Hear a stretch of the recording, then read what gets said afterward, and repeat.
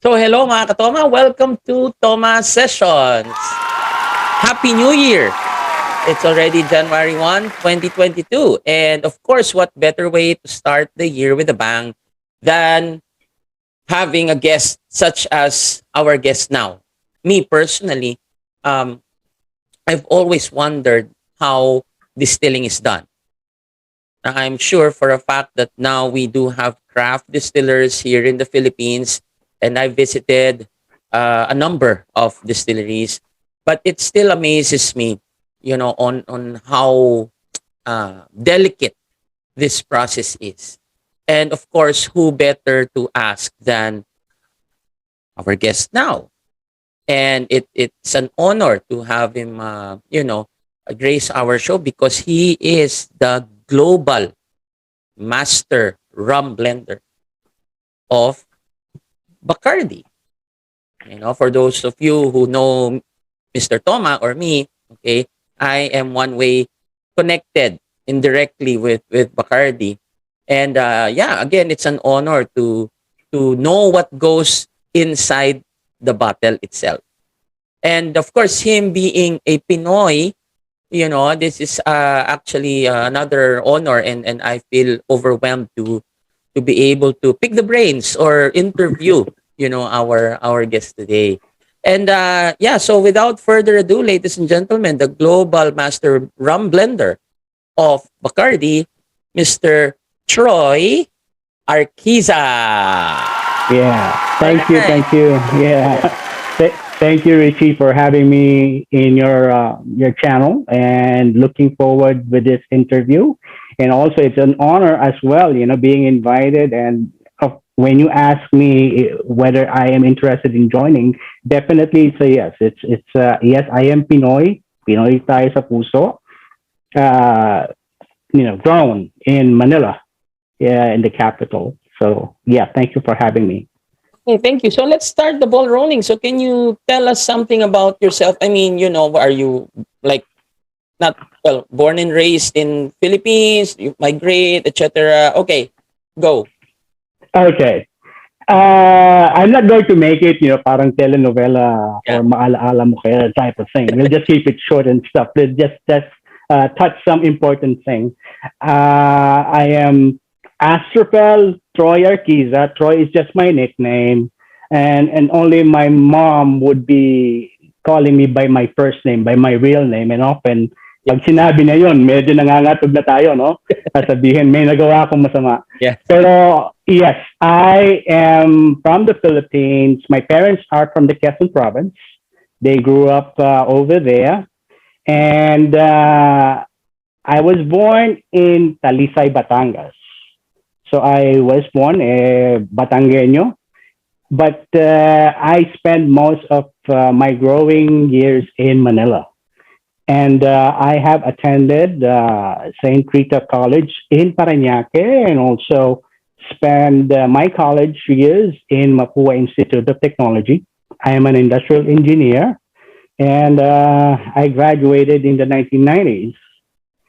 So, how does an industrial engineer normally, when you talk about, yung master distillers, normally associated yan sa mga chemical engineers, no? Chemistry background and stuff. In my case, one of the good things that being an industrial engineer is you get to touch every aspect of the different engineering fields. Meron kaming civil engineer, meron kaming electrical, chemical, and everything. Primarily an industrial engineer, we are more like a management type per se, but those knowledge that are unique for this specific engineering college, specific degrees, we have touches of that one. So back when I was graduating, there was an ad that came out. It was looking for a trainee engineer for Bacardi, and it was through Jordan Davis in Makati. Kakagraduate ko lang, everyone was really, hype up, new life, makalabas ka ng kolehiyo. Everyone is looking and, trying to see where are they going to end up after their studies. And in my case, I started up with a small company.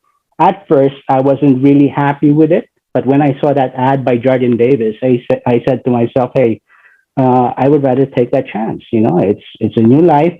What am I going to lose? So I put my ad, my CV into that ad, and not knowing really how far I could get with it. But to make it short, it seems that I was, they got my attention. I got their attention, and they sent me a plane ticket going to Hong Kong for my interview. And that was under Bacardi Martini Asia Pacific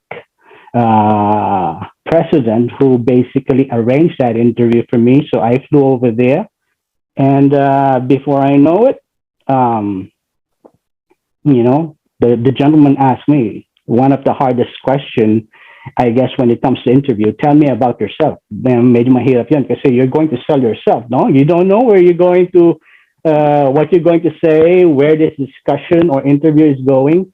But so far, I guess I did really well because I am here right now and still working for Bacardi, no? So in 1997, uh, early part of 1997, I found myself flying to Nassau, Bahamas. Bacardi has an operation in Nassau, Bahamas. Again, the history of Bacardi is that they started in Santiago de Cuba. And then in the 1950s, when Castro took over and stuff, they moved most of their assets outside of Cuba. And one of those places is Nassau, Bahamas. And that is where I met a lot of Bacardi family members who's running the operations in the Bahamas. And I was fortunate for that because they were able to transfer to me or distill the knowledge that they so hold dear in making Bacardi successful to me by really the experience I had with them. No, so from 1997, the original plan is, Troy, you will be training here for 3 years, and then you will be sent back to Asia, because back then they have a plan of putting a manufacturing plant somewhere in Asia. They don't know where, but the key markets were, number one is India, Philippines, and China. They were looking that the economies of Asia is growing up. Bacardi needs to be there. So they didn't specify where I will end up. 3 years is the timeline, but then the Asian financial crisis happened back in 1997. So that plan of expansion was put on hold, and I had to really, go to the Bacardi president back then, who is Manuel Jorge Cotillas. I asked him, what will happen to me? And he said, you are a good guy. You work really hard. You always do your best. You're just going to stay here. And that 3-year plan ended up me staying in the Bahamas plant for 13 years until they closed that facility. All right. So in my training over there, I started at the fermentation and distillation section or the department. Very blank. I mean, when I was a graduate of Mapua, I had very rudimentary experience and knowledge about fermentation and distillation. Most of it is just theoretical. Although our laboratories, meron kaming mga glass distillation column and stuff back then, but we never really spent much time on the principles for it. So I spent my knowledge in fermentation and distillation through that hands-on in the Bahamas. And I was lucky enough that a lot of the operators, supervisors, managers, they really were, generous enough to send me and teach me the rudimentaries of distillation and stuff. And I guess that's one of the things why Bacardi is so successful, because the transparency and the ease of transferring the knowledge is there. It makes it unique. So when it was decided, with all the different globalization effort that is happening all around, it was decided that they would like to close the facility in the Bahamas. So in 2009, I then transferred to Cataño, Puerto Rico. That is where the majority of the rum is made for Bacardi. So I was transferred there 2009. And again, when I went there, no habla español. I have no lick of knowledge in speaking Spanish, although our language in Filipino, majority of it is Spanish based. See? So in a way, it's very very helpful. And the funny thing about it, or coincidentally, the first week that I was there, Manny Pacquiao and Miguel Cotto were having a boxing one night, Yeah, yeah. and and the employees were just, oh, meet Troy Arkisa. He's from the Bahamas, and this was in the middle of a conference that we were attending during that time. Everyone was talking Spanish, and they were saying, oh, he, by the way, he's Filipino. So after that weekend, the next week that I came in, of course, we all know that Manny Pacquiao won. Everyone was bowing to me. So I was mighty proud, being a Filipino right there, the only Filipino in a plant full of Puerto Ricans. So they got my respect. It was a good thing too. I was lucky. So in Puerto Rico, I stayed there for 7 years, working alongside with Maestro Jose Gomez, the global master blender before me. Spent a lot of time with him. We did a lot of part of the operations on the background, new product development, et cetera, et cetera. And in 2016, I then was transferred to our Jacksonville plant facility here in Florida. And I've been staying here since. So it's like about almost 4 years or 5 years now since that start.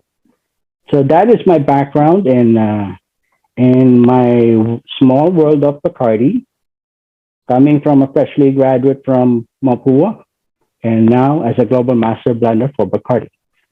Yeah, wow. That's pretty inspiring. You practically grew up also in Bacardi. Yes, And it well it I again I salute you because that's a rare breed of loyalty. And yeah, yeah, go ahead. it is sort of a loyalty, but also it's the environment of the company itself. Bacardi have always emphasized family, and you could see that. And I've seen that ever since I started with the Bahamas plant. I mean, I've seen the Bacardi family working. They get dirty. They go and pull hoses and stuff. Yung expectation mo na they are the owners. They are different. That they would be, doing certain things. No, these guys are just like us. So that kind of endears me in staying here. You know, It's nice. it's Yes. very hard. It's very hard to see something like that. Yep. Now it's like nostalgia. I always, when I joined this Bacardi Legacy competition, I really not only read the history, tried to memorize it, Don Facundo Bacardi Maso, Amalia, and then the kids. It's Yes. it's all about family, and it's great to know that it transpires. It goes beyond the history books, and now we're right here. And again, cheers to that, Sir Troy. Yeah. Okay, maybe we can move to the next question. So, guys, if you have any questions, feel free to put it in the comment section, and well, we'll try to answer that in the future or once we get the chance. Okay, so what is a Bacardi Master Rum Blender? So, what's the title all about? Yeah. Well, I'm glad that you asked the question because a lot of people would be encountering the word. What is a global master blender? What does a master rum blender do? A lot of people kind of think it's more like very similar to a bartender, which it is, but on a much earlier step. I mean, bartenders, you are upfront with the consumers right there. Make me a cocktail. Make me, let's say, an old fashioned. Make me a daiquiri or a margarita, etc., etc. You guys know how to mix, how each of the ingredient tastes. So, in that same thinking, the same thought, we are also doing the same exact thing, but we are dealing it with starting from the molasses, what type of molasses we're going to be using, the yeast that we are using, how long fermentation has to take, what are the characters that needs to be in the fermentation process.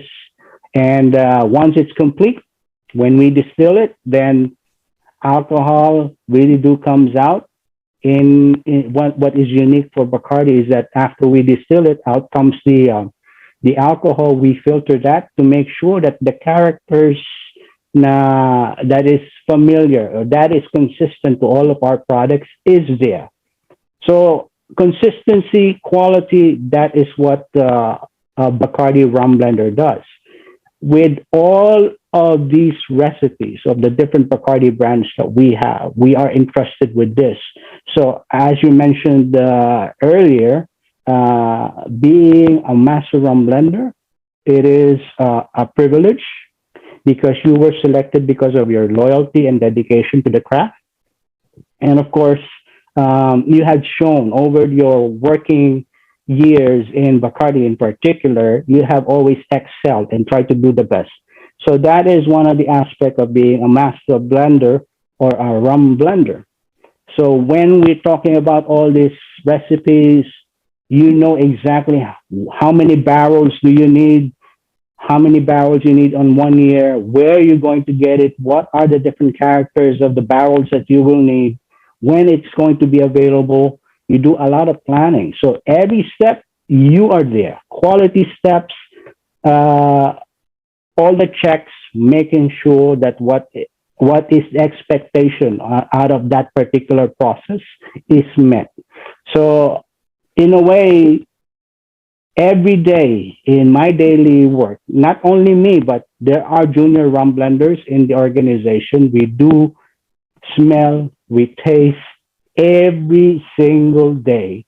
And normally we do it early in the morning and then in the afternoon as well. So, yes, the expectation of a rum blender being similar to a bartender, yes, but it's on an earlier step and in a much larger scale. So Bacardi brand in general, the consistency that you're seeing, it's because of a master rum blender. I think I think that's in gist. That is what is a rum blend, master blender is. Right. So actually, if well, listening to you, it makes me think now. Do you have like a day off to detox? Because I mean, I'm a bartender and tasting several, because of course I'm not familiar 100% with the whole Bacardi portfolio. But then again, if you're gonna taste these maybe more than five, how do you call it? Types of Bacardis, you need at least You a need a break. break. You know what? Yeah, I do get questions like that. Na itatanong sa akin yan. And one of the answers that I always be saying, yes, we do get a day off, and we need a break every now and then. And if we do go out on a personal note, not within, let's say, a company function. Personally, I drink beer, something different. I like whiskey. I like also bourbon. I like gins. Something that is not often encountered in my day-to-day job. So that is the break that we are getting personally. That's my just giving you a secret on that one. Okay. So but I mean, really, you don't like take a liquor off, total liquor off, Um, or like, no, no, yeah, yes, yes. We do take a liquor off because I mean anything in excess is yes, bad for exactly. oneself. But yeah, we do monitor it. We don't personally. I don't get drunk. I know my limits. So yes, we All do have right. a break. Okay, so guys, of course, everything in moderation, Yes, responsible tasting, because yeah, I that's one thing that really popped in my head when you said that. And then of course, even if it's taste, sometimes it doesn't take just one taste to say, okay, this is the right one. exactly, exactly. You have to make sure your quality. I have to Exactly. make sure that this is the best that I could get out of and offer to the market. That's Yeah. how we are. Oh, okay. Well, that's a relief to know that there is a liquor off.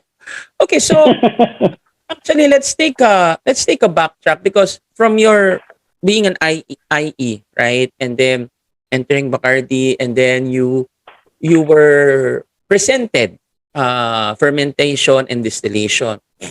Mhm. Um, what's the deal breaker that this is for me? I like to go this way because Okay. originally, right? That this is Yeah. not your original plan. You kind of were led to it, right? Or Yes. it's fate. So yeah, go ahead. Yeah. That is correct. What made me click that? Hey, I could be a rum blender. During those early times where I started with the fermentation and distillation, after that, I went to the pilot plant. It's a sort of like a new product development in the Bahamas. And that was my first time that I encountered developing a new product during that time. It's a Bacardi 8. Since I was in that plant, I did find myself immersed in a lot of the processes and development that is associated with this product. And that kind of made it click because the task that was assigned to me, it came out pretty good. Hey, and then I realized, hey, my background of industrial engineer is not any impediment in being successful. I've always tried and do the best that I could. And I guess that's coming from my parents. Whatever you do, Troy, always do your best. And always they emphasize being a Pinoy, in our DNA, we've always strived to put the best in everything. I guess that's why we are kind of, known all over the world for being friendly, and not only be friendly, but really trustworthy when it comes to tasks being accomplished. And I know a lot of RFW could vouch for that. Whenever we are asked to do things, we do it our best.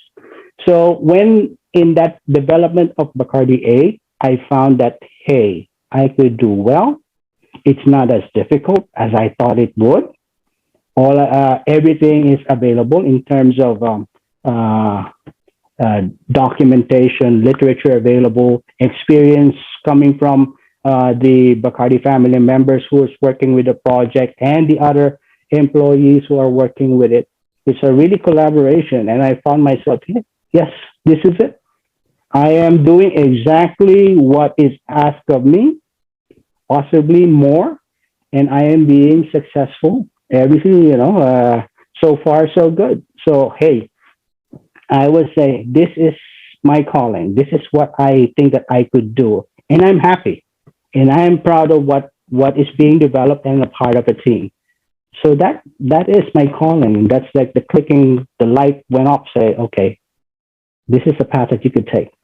Nice, nice. Okay, so but basically you're a beer drinker just like me. So cheers to that, right? So you really, I mean, in college days, we do the pale or the red horse, for like to release stress after exams.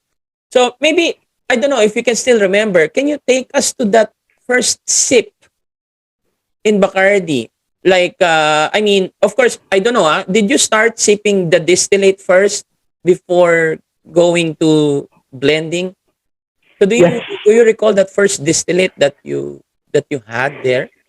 Well, I mean, when I started in the fermentation part, it's very detailed what they had taught me. What are the process, mixing of molasses, mixing of the water, mixing of the yeast. I have to monitor all the temperature as it goes its fermentation process. Um, the first thing I smelled is that fermenting. We call it beer. Molasses. We call it beer. So it has to be at a certain note to it. So they made sure that I am fully aware what is the character of that one. This is our nose is very sensitive in a lot of things, and it takes really a lot of practice and stuff like that para maging, memorable in your mentality what is the characters for it. So that is the start for the beer. But when it came to the distillation, the alcohol that you're mentioning, we call it the aguardiente. And after it comes off the distillation column, of course, when it's collected, we get a sample of that distillate and we smell it. And of course, the percentage on that one is a very high content, about 65, maybe even 70% alcohol. So one has to be very careful when you smell it. But sooner or later, you started to see the nuances on the character of that distillate. And from there, you could say, okay, I'm happy with this. This is exactly what our rum blenders are going to be looking for. That is my experience, my first experience with rum in this particular. We call it rum by then. Yeah, because of course, here in the Philippines, normally we're used to uh, basic words for alcohol like matapang, malakas. Yes, What I mean? That's why it's also part of the things that we do for educating is to mention adjectives, to mention descriptors, correct? descriptors. Because we're Yes, so that is limited. correct. Yeah, we're so limited with how we perceive alcohol. It's Yeah, malakas, matapang,. May hagod, So yeah. how did you Gumuguhit. matapang, gumuguhit? But on your case, how were you able to like jive the descriptions or the nuances when it comes to that brand or to the rum itself? Well, I mean, diving head first in this in the distillation part, I took notes exactly what using the vernaculars or the words that we often use as a Pinoy. I wrote it down basically. Matapang, masakit sa ilong, gumuguhit, ganito ganyan. But one thing with Bacardi is that they let you do exactly at first, as a blank slate. They let you try and smell and taste it, and you develop your own vernacular or words for certain things. And then they ask you, what are those words that you are encountering? And in my case, I had to explain it to them. And from there, they are able to help you with those wordings or characters. So it's kind of consistent. So when you start saying certain things, it is mature, well-rounded, well balanced, nice and smooth. The new guy is exposed to those words and patiently, gingerly, ika nga, yung trainer from the sensory laboratory that we have, it was properly explained to me, you know. So at first, yes, it was daunting because new words, English, in a lot of things, coming from people who are really well experienced with that one.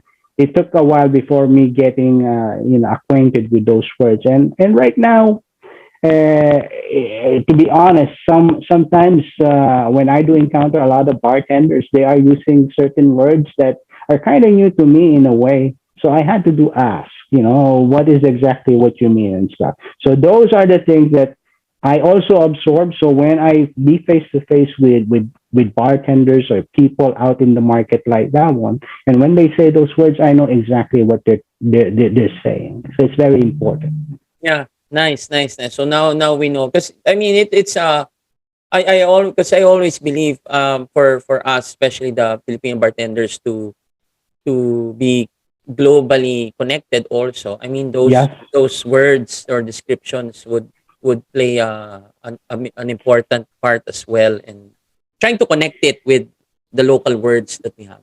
Okay. Well, we do have, like in Bacardi, we call it the sensory wheel, wherein it has like different levels, and it uses at first like the most common words associated when a person smells things, and then it goes to a second level. So it kind of guides you to what is the typical words associated with it. I'd be glad to share it with you. Since you are working with young, bartenders, working with the Pinoys, and the objective is that bringing them to a level to be at par and the global scale. Hey, I'll be glad to help you with that one. Thank you, thank you. Okay, you heard that, guys. So I'll be posting in our Facebook and TikTok and Instagram. Thank you for that. So now let me ask you about how you blend. It doesn't have to be exact, but do you follow like a certain ratio? For example, okay, the one thing I can think of, let's say we go to wine, right? So when we talk of a meritage, for example, so there's like a percentage of three grape varieties. So, but Mm-hmm. when you how about in terms of blending rum? So it's just like making a cocktail, right? So do you follow a ratio or you build it as it comes? How does that? Well, okay. What for Bacardi, based on my experience, one of the biggest uh, uh, lucky thing that we have per se for rum master blender, the company had been in existence for over 150 years, and one of the things that Bacardi is known for is the details. So we have recipes for all of our product, and it's easy to follow. So it's not really that difficult when you are new. All you just do is follow this, and this. And then, yes, there are instances na meron kang, slightly different characters coming into play. And that's when your experience really do come into the proportion. And one of the things that rum blenders, it's not just one person or one rum blender working on things. It's normally a group of rum blenders, and we all have different experiences, and we consult each other. So going back to your proportions or stuff, we do have standard proportions, but every now and then there's something different. Then the experience of the rum blender comes into play, and the group comes together. How are we going to do this to make sure that the consistency ends up what our consumers are really looking for? Now, when it comes now to product development, something new for the market. Now, that's when a lot of, in my case personally, a lot of heuristic, a lot of trial and error do come into play, and try to find that proportion or recipe that will satisfy me, and hopefully will satisfy the new customers, or maybe some marketing people who are looking for a specific niche in the market that they would like to put a new product in.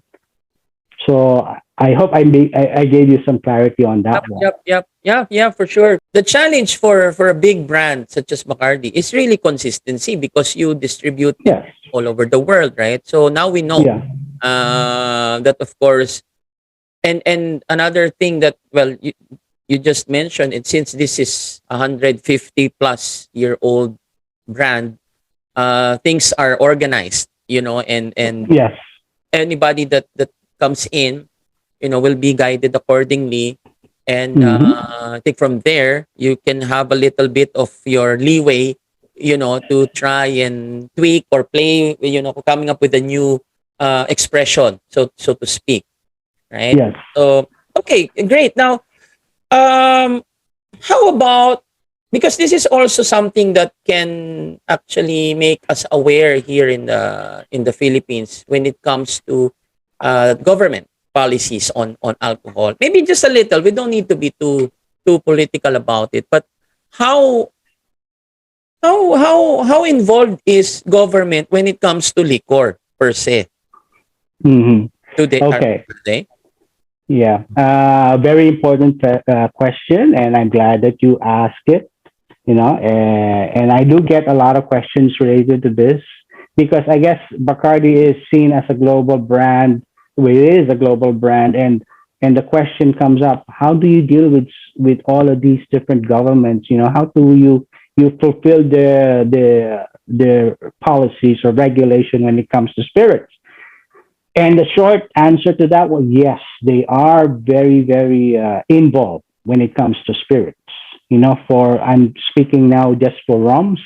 Uh, Before any company or any entity is able to provide a spirit product out in the market, it has to go through so many different steps.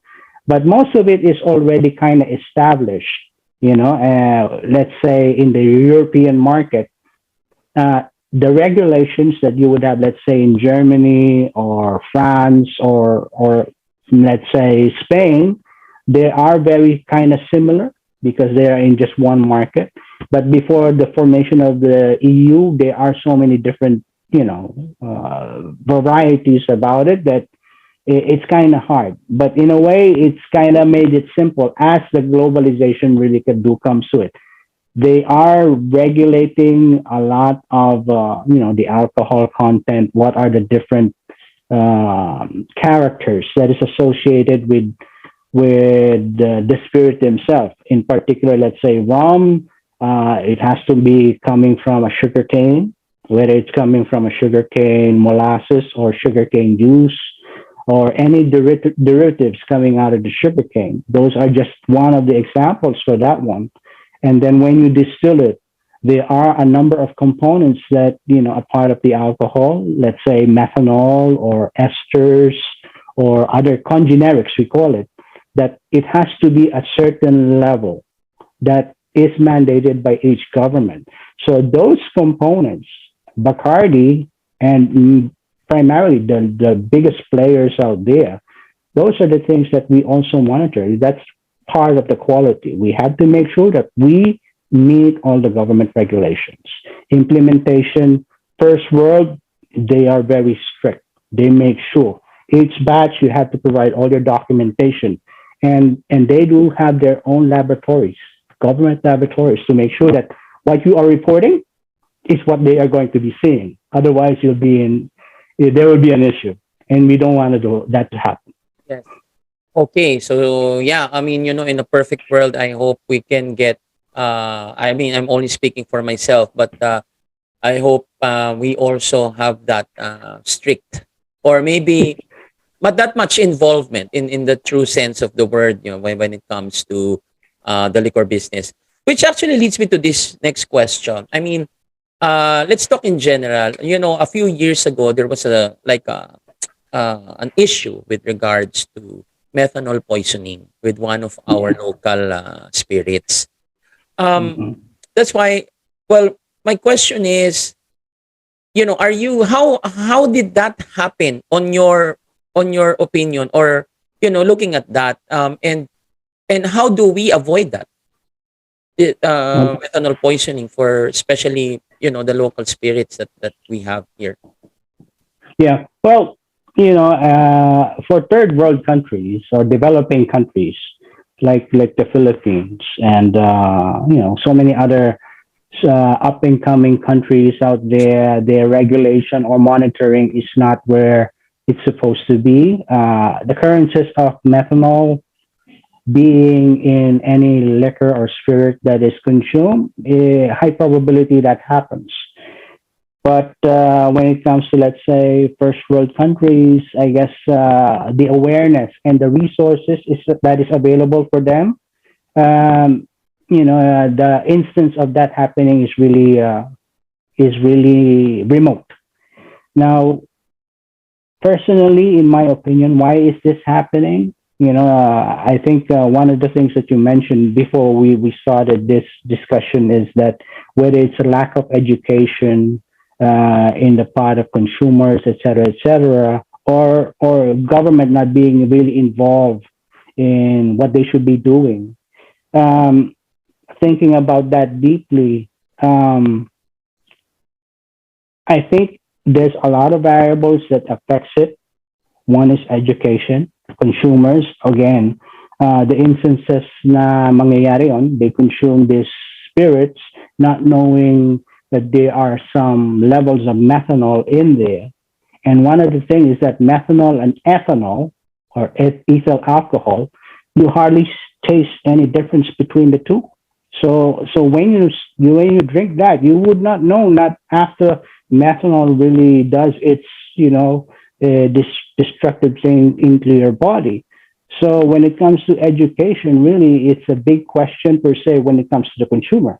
How can you ask a person to try and educate themselves in that part? So so those instances, when you look at those stories, the often thing that get associated with is that they got it from someone who they know or illegally selling bootleg liquors and stuff like that.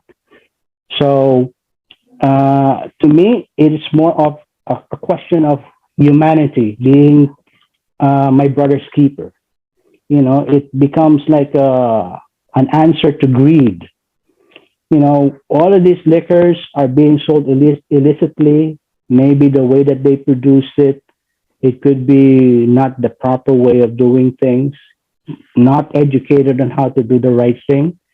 I think those are the things that could attribute to this unfortunate instances several years ago, and I hope that it doesn't happen again. As in this medium, and I hopefully a lot of your viewers, they will be bold enough to start talking to their friends and families when it comes to, you have to be very careful in trying to getting all these different liquors for yourself. You have to be asking the right question in the age of information. I believe that it is up to us to try and educate ourselves and be discerning to what we take into our body. Hey, right. Thank you. Very, very well said. And I agree. I agree 100%. And I don't know, this is just maybe ignorant, innocent question. I don't know if I'm asking the right question, but is it possible to know like which fruit or which raw material has a greater methanol content? Like, for example, I did ask you prior to this, right? Sugarcane versus coconut, for example. Uh, Okay. is that true? Is it only, is it, am I asking the right question when it comes to, Yes, yes, you are asking the right question, and yes, different materials that is used for in the fermentation and the subsequent distillation, yeah, have yield different levels of methanol on the distillate. When it comes to sugarcane and coconut that you mentioned, very very minimal. Anything, any fruit have levels of methanol in it, and it's readily available in the internet. You could do and ask our friend Mr. Google. They would be able to provide you with that information.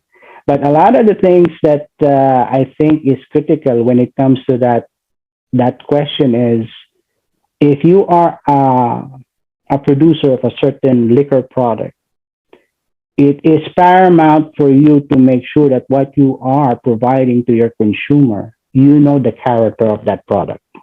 It is your responsibility. You're the guy who make this product.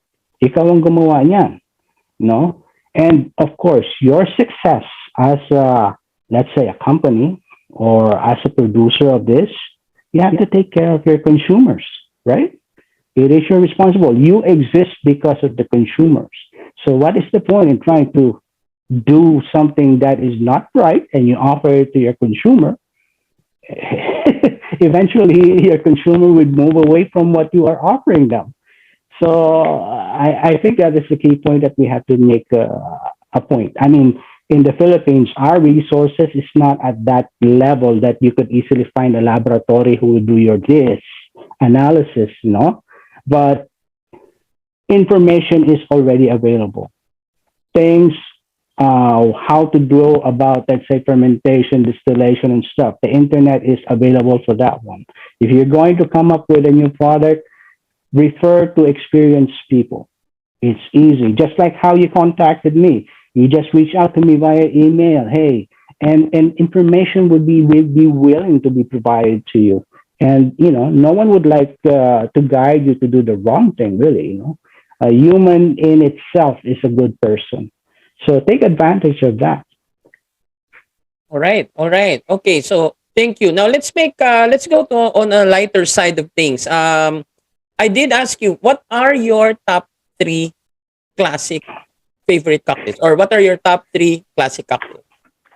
Okay, my top three is number one, old fashioned. And to be specific on that one, I love the Bacardi 8 old fashioned. Although every now and then I switch it around and use bourbon with it or a rye whiskey. It's a good mixture. Second is the of course margarita. Why margarita? My wife loves margarita. She loves tequila, the taste of tequila, and of course the all the nice um, sweetness associated with it. Yeah, When in the nice evening she would say, Troy, could you make me a margarita, please? Of course, I have to do, a husband's duty. Yes, I yes, have to do my thing. So at night, I am the bartender. yeah. And The last one that I have, and really, there's really not much. I try to try and make it as simple as possible. Um, oh, whiskey sour. Whiskey sour, Mm. straightforward, a lot of whiskey, a little bit of bitter, and a good quality whiskey. That's just a stress reliever for me. Those are Right. my three. Okay. Well, actually, we have the same taste. But as an addition, I do love a daiquiri. So Ah, I like daiquiri. Okay. something really sour, and of course, it's Yes. just like the old fashioned. It's easy to make, but also easy to mess up. So it's you know, so it's just like making a rum blend basically, and experimenting also with the different variable. Well, for example, sugar. You can play around with that. Okay, so let me surprise you with the. I mean, 'cause once upon a time, that was about I think 4 years ago. So I went to New York, and I visited a friend named David Roth. If you're listening, David, hello, in Suffolk Arms, because at that time he was like the ambassador for like the premium. I don't know what series is this, but I was able to. I liked it. Even there are three. Actually, there are four. Okay. Well, during the tasting, sorry. You can go. Well, you can take us to that. But okay, let's start with this. What can you say about Eximo? Because I like this. I haven't opened it. Basically, it's just in my shelf for future Okay. use. But tell Well, us, yeah. okay. Eximo is one of the expression of our premium Facundo brand for Bacardi. The first one is Neo. Second is Eximo. Third is Exquisito. It's, And the most premium of all the expression is Paraíso. So all of those are the premium brands for Bacardi. And they are, if you look at the bottle at the back of it, it's still a product of the Bahamas, which yes. means those rums had been produced and initially did their aging in the Bahamas for that one. Okay. uh, Yeah, because it doesn't reach the Philippine soil yet. yeah. Well, So well, obviously you have one. You lucky yeah, yeah. guy. I brought. Well, I asked a cousin to buy it for me because I really wanted to at least have one of these. And then I remember the Paraiso, so I actually like that one also. But well, of course, price point wise, the it's also in Paraiso. So I said, okay, I stick with Eximo for now. But well, who knows? Maybe in the future I will have this series because it's really good. I mean, we're doing the tasting, just three of us actually, and then we were in the bar, and yeah, good Yeah, times. yeah. How about this one? Of course, it's Ron Superior, but you see I got this as a token or a gift Yeah, from Bacardi. That tell us what this bottle or this expression is all about. that is, I believe, if you take a look at the percent alcohol, it's usually at the front. How much percent alcohol that you have in that one? 44.5. Exactly. This is but it is a superior, but it is like following the first recipe done by Don Facundo Maso and at the alcohol strength of 44%. So really, that's one of the rare blends that I think that you got it very, it's very fortunate that you got it. A selected few people have that, but that is a really a good collector's item. Okay, so I It won't is open. I won't open this till I reach Paraiso. Yeah. No. Yes. Yes. Okay. Now that's interesting. I mean, and in fact, even the way the bottle was is produced, and even the cork, it's cork. And it's really is a collector's item. And yeah, shout out to Bacardi Martini Philippines for that. No. Okay. So okay, let's talk about. the barrels. I'm always Uh-huh. curious about this. So what happens to the barrels after the contents have been, extracted or been bottled up? Do you reuse it? Do you sell it? Yes. So Yeah. tell us Yep. about that. Okay. For Bacardi, we use white oak, American white oak to be specific, or Quercus alba. Um, we use the barrels that were once used by either whiskey or bourbon, normally coming from Kentucky or Tennessee. You know, when they make whiskey and bourbon in the U.S., some of it is required to only use once. So those barrels are perfectly usable. It still have a lot of the character, a lot of the notes that would be very useful for rum, and not only for rum, but also for, let's say, Scotch whiskey and other different spirits that needed some aging. So in terms of Bacardi, we get it from them. And we use that in Puerto Rico, in Mexico, and also India. We use that for aging. And for Puerto Rico, we age that for at least 1 year. In Mexico, we age our rum for at least 2 years, as well as in India. Those barrels, after we empty those, we reuse it for our aging. So those barrels are reused up to between 15 years after, or maybe up to 20 years, depending on the evolution of the characters in our rum. So that's a part of the responsibility of a rum blender, making sure that when you age rum, it comes out to that expected character. So we do use that, and we use that for 15 to 20 years. And after that, we do, we either in Puerto Rico in particular, they use it for making some different furnitures or some Bacardi itself. They did have a one local company who shaped those barrel staves into like a shades, you Um, know. So like a wooden shade. so Okay, nice. yeah, yeah, making sure that we are environmentally and sustainable things of our materials. That is a very big part for our company. So it's not being just tossed out like any garbage and stuff like that. One, some we use it for mulch. So whenever we do that in Bacardi, some of the employees they get it and they use it for their gardens and stuff for potting purposes and stuff like that. Sometimes some of them they cut it down and use it for their barbecues. It gives off a really nice flavor. Yes, yes, yes, yes. Okay, all right, all right. Nice. Okay, so now we know. Okay, um, let's go to this. As you know, I don't know if you're aware, but we already also have a few uh craft spirits.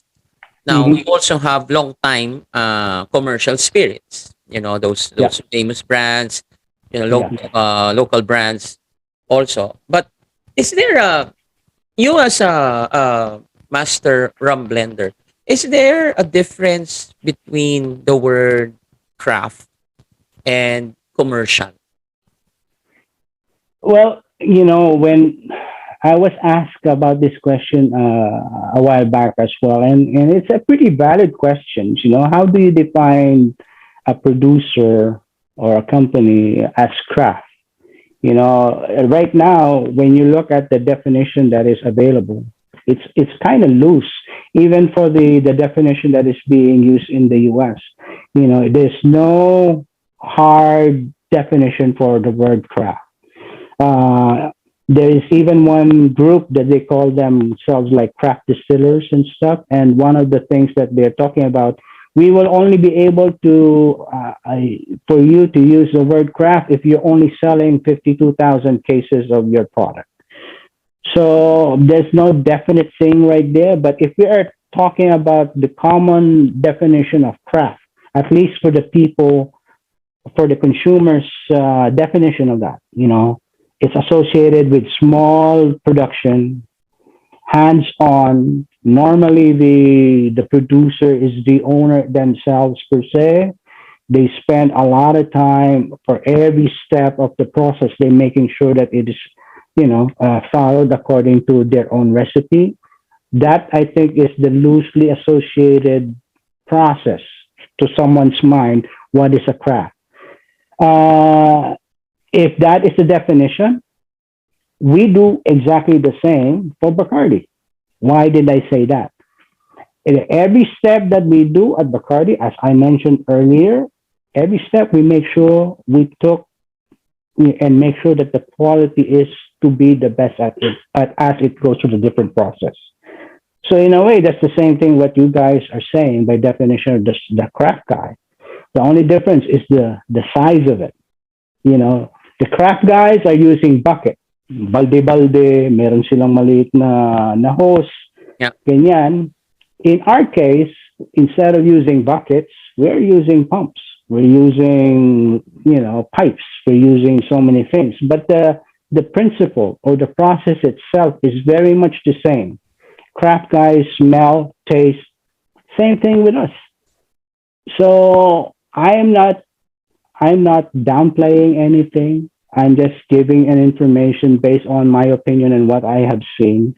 And I have a good salute to really, the small craft guys as well, because me knowing the process of what it takes to make a product from the start to the finish, hey, I salute you.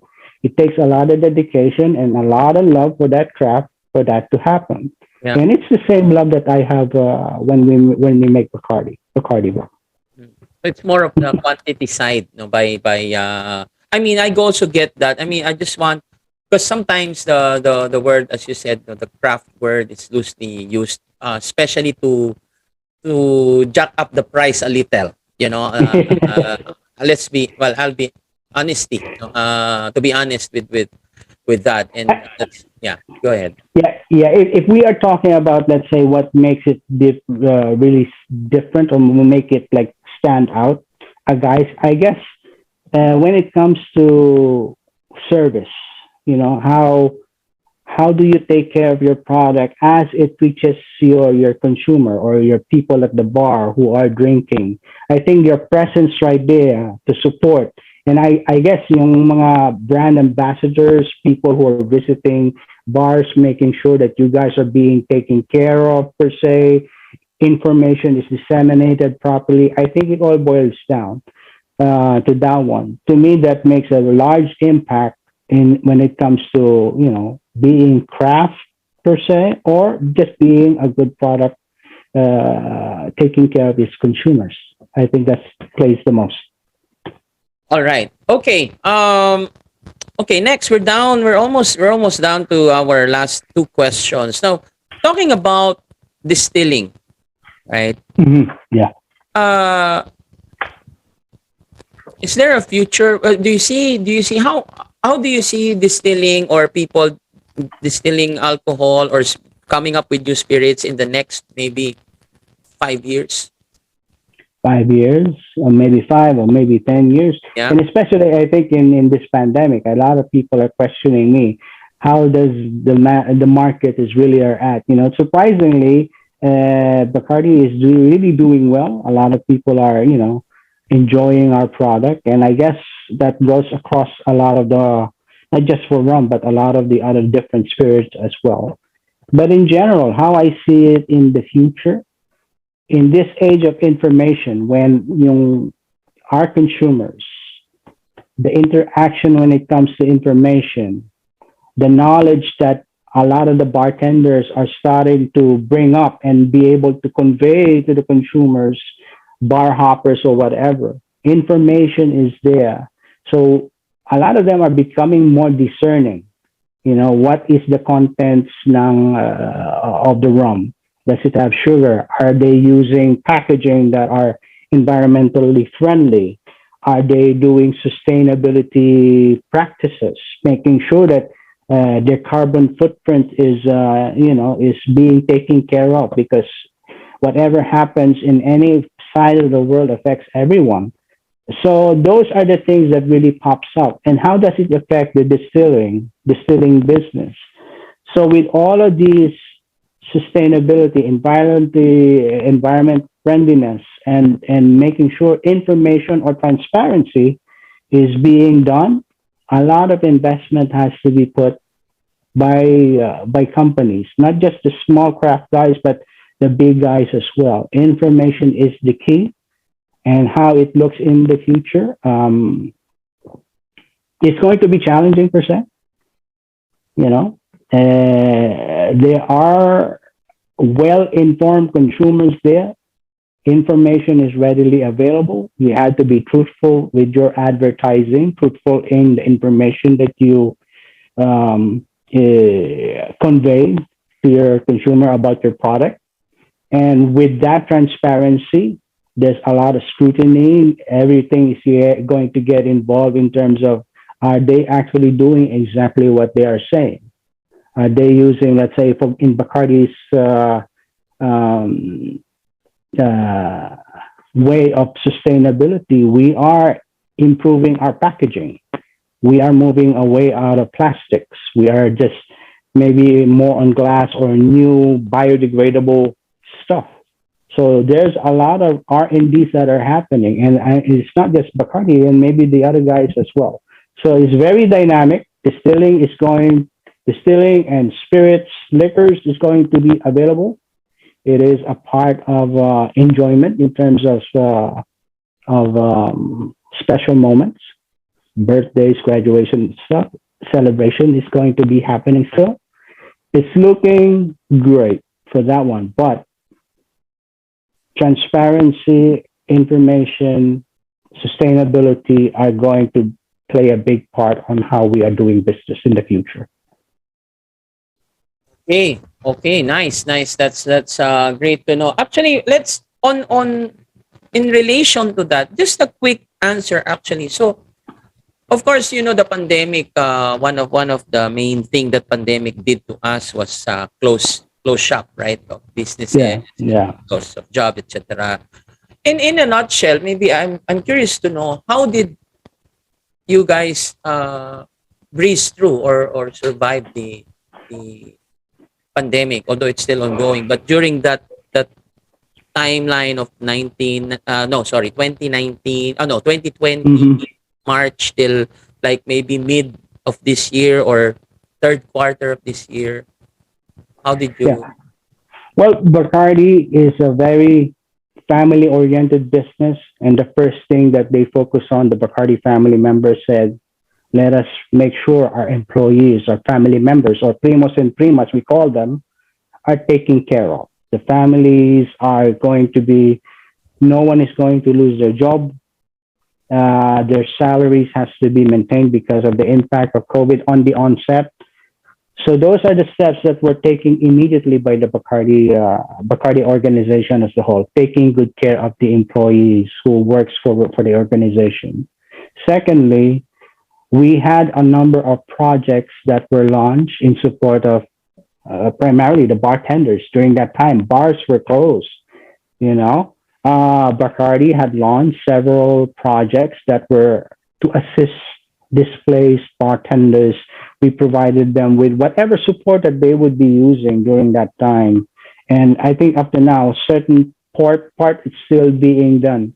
So there are things that Bacardi as an organization took the bold move to do the right thing, be it in a financial assistance, be it in whatever is needed, be it caused by the pandemic itself, or let's say what happened to Puerto Rico several years ago. They got hit by a devastating hurricane. Bacardi stepped in and took care and be able to support a lot of the families in Puerto Rico. So it's in our DNA per se to make a step up. Sometimes some people see it, it's a risk, but the question that goes back into the forefront is that, are we doing the right thing? And if it's a yes, then yeah, they go for it. Those are the things that happens. Okay, all right. Well, that's nice to know. And of course, I also talked with a few friends, like globally. Well, in fact, strangely enough, well, not strangely, but people had really a few things to do at home, and one of which is sip that rum, and I Yes. mean, of course, the liquor sales at some point is did well during Yep. the pandemic, and that's really on the bright side of things, and that's really good to know that um, well, you were able to breeze through, the challenges in that time span. Okay, so two more questions. Let's go again to the packaging. You mentioned packaging. I want to hear it straight from you, your opinion. Is PET bottles, or this mineral water, the blue bottles, the jugs, right? Is it Mm-hmm. safe as a packet, or as storing distilled spirits in? Uh, there are PETs that are specifically designed and made for alcoholic beverages. So there had been like an exhaustive uh, project researching on how these particular bottles are being used in different liquor business and stuff. But I think the quick question is, it's not directly related to the effect of alcohol being stored in these particular bottles, but the question is what happens afterwards. I think that's the question. You know, what do we do after that? We know that if you're using glass, it's easily recyclable. And yes, PET, some of it are recyclable, but it really depends on a lot of the recyclable program that each country has. First world countries, yes, they do have a very robust form of system of collecting things. But when it comes to the developing countries, that becomes like a challenge. Where is it going to be recycled and stuff? Um, I think that is the scope for this particular question. In Bacardi, yes, we do have some products that are still in plastic thing, but we use that an exhaustive research, making sure that it is safe to use and stuff like that. Okay. All right. All right. It's still really about knowledge, education, and Yes, having I would say putting or keeping in mind about the environment, because here in yes, the Philippines, I think you've heard of the latest typhoon, right? Odette. yep, And yes, there are surprisingly some provinces that were not supposed to be hit, but was hit due to hmm, climate change. yes, And it's really a daunting, growing concern, and hopefully, yes, these small things will be well. I mean, we start with the little things, and one of which is the things that we throw. you know uh, exactly. what do we do with it, and Hmm. use it again, and stuff like that. Okay, so with that, maybe our last question would be, what is your advice for us here in the Philippines, especially since you gained a lot of experience there in that side of the world, but you having grown here, and you are pretty much aware of the resources that we have as a country when it comes to plants, fruits, vegetables. How do you well, what advice can you give us when it comes to having our own brand of spirits, which we do have, but I mean, there's still a big potential, I believe, Yes. right? So what can you say? Yeah, we do have a very big potential. I mean, tropical climate, hey, that's a whole 365 full days of sunlight, rain, rich soil. That's just to describe the Philippines. No, we have a lot of fruits. We, let's say, mango, pineapple, and so many other fruits that known to everyone, and a lot of people really enjoy it. With that, let us first take a look on what we do have locally right now. I know we do have, lambanog. We have that. What can we do in with this own product that we have right now? How can we develop it further? How can we bring in New technologies per se, maybe let's say we're going to age it. Can we use barrels? Let's see and find out what comes out. Maybe it's something that hasn't been tried or may have been tried before, and maybe we could just make sure that the character of the product comes out more palatable. Maybe if we bring it to that level, then it's not just only Filipinos who enjoy it, but other countries as well. Just for example, yellow elder liquor. I mean, that just came up just recently, and then when people started enjoying it, yeah, it just like spread like wildfire. So in a way, lambanog, yeah, there's a potential for that. Other fruits, there are also a lot of potential for that one. After all, when you talk about liquor, rum, the general term for that one is spirits, meaning the spirit of X, Y, and Z. So it doesn't narrow it to only certain type of fruits, but that could be for anything else. So your pineapple, your mango, maybe even a banana or something like that one. Those have potentials in trying to come up with a new product, and all it takes is really the idea, making sure that we have the proper resources. We do have the knowledge available. I, for one, is willing to help whoever is going to be, interested in doing things. And I hope your viewers would be, if they have that idea, let us proceed further with that one. And I'll be willing to help and assist you with those things. Uh, Potential is the key thing is that a potential has to be worked upon for it to become a realization. So do not be intimidated by any hindrances in trying to reach that goal. Always move forward.